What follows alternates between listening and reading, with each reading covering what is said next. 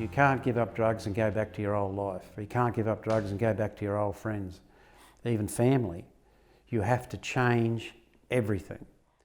So I stayed there at the rehab and I did 8 months there of discipling and doing what I was told for the first time in my life. And they even said, get a hobby. So I thought, all right, I'll get a hobby. I'll do as they tell me. So I picked up a guitar. I wanted to play classical guitar. So I found a young fellow in Townsville who was teaching the classical guitar. He was a young fellow, long hair, but he could play the guitar. He used to play for the Conservatorium of Music in Townsville. And he played the most beautiful guitar. But I would leave the rehab on a Wednesday night and go to his place, and I'd walk in the door and he'd say, come in, Dave, come in, sit down and have a beer and play a tune. Well, he was an alcoholic, and I'd get into his room, into his living room, and he's sitting there with the guitar with a table full of beers and empty beers, and he'd say, have a beer and we'll play. And I'd say, no, we just play. So you play, Luke, we play guitar. And so I never had one inclination, ever, to even pick it up or think about having a drink. And he came to realise that I was cured over time, and he wanted to know how it happened. But I've found that many people want to know how it happened, but they don't actually want to do it when they find out what happened to me, the truth of me. It's too much for them to deal with.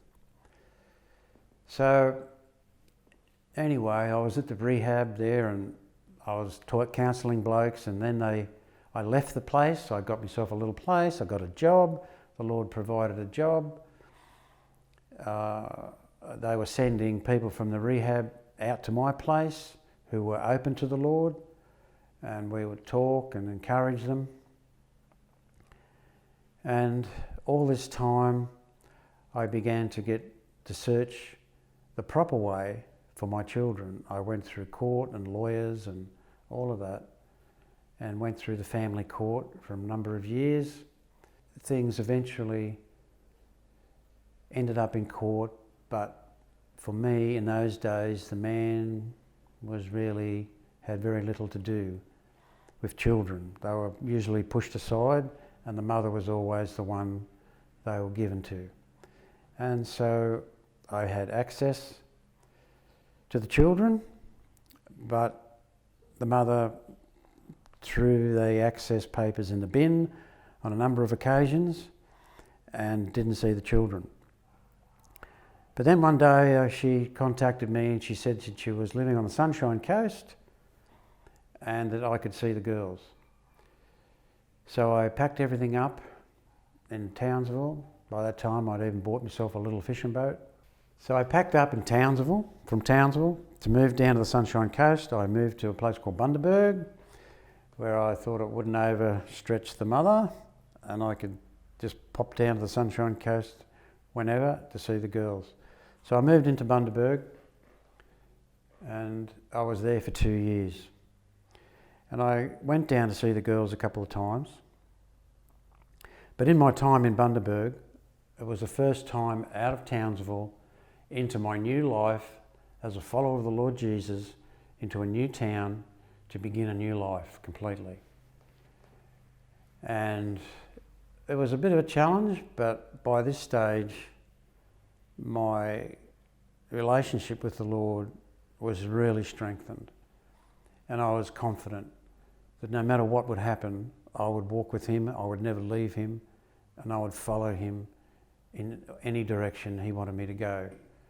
So I went into Bundaberg, and with my little fishing boat, I had rented a little unit, a little cabin on the beachfront, and lived there for 2 years and got to know the Christians in the place. I went to the Baptist church there and had a really good, relaxing time from my past and from my rehab and from my recovery. AA likes to say you can recover in 6 months, 12 months, but I looked at it in my recovery was the rest of my life. So I had no time limit on my recovery. I was just enjoying where God had placed me and what he was doing in my life. And so I had a good time in Bundaberg, met some nice people. And then I decided, and the mother said it was okay if I moved down to Sunshine Coast to be closer to the girls, which I did. And I would visit the girls and pick them up from school and take them to take them to theme parks and just have a nice time with the girls. By this stage they were 12 and 13. And everything seemed to be quite well.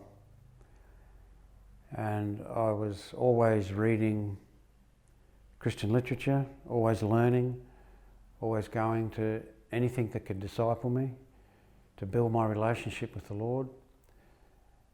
I was just amazed at how I was that time to where I was before that. I was under a bridge with a bag of old clothes. Now my life had recovered. I had my own car, I had my own boat, I had a lovely place to live, a nice house. I had another job on the Sunshine Coast. Everything was just really going really well. And at this stage, I go to the Church of Christ in Nambour. And they asked me, they said, Dave, would you be willing to be a volunteer live-in for a homeless men's shelter? And I said, no.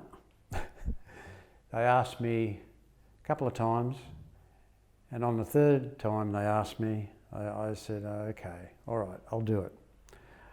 I talked to the Lord about it, and I thought, okay, I'll step out of the boat again, which I did. So I packed everything up and I moved into the homeless men's shelter, and it was the best 2 years I've had in a long time.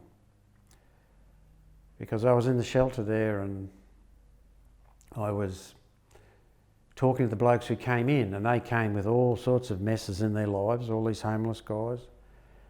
And when they got to know me, they realised that I wasn't full of it, that I had been where they had been.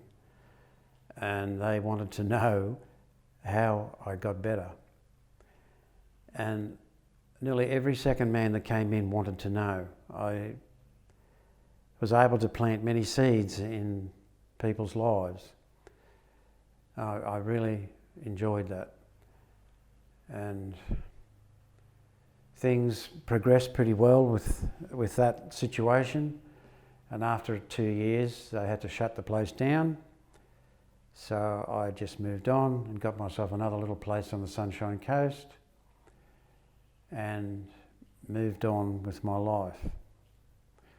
Now by this stage, my daughters and their mother had taken off again and gone back up to Maryborough or somewhere, or Harvey Bay, and I was left here again on my own. But I wasn't on my own because I had the Lord, of course. And I had developed many good relationships here in the Sunshine Coast. And after what I'd been through in my past life of moving from town to town, being a hobo, a bum, being in crime, being in jail, being mixed with bad people, I finally had a place where I could call home. So I decided to make Sunshine Coast my home and to settle here, which I've done.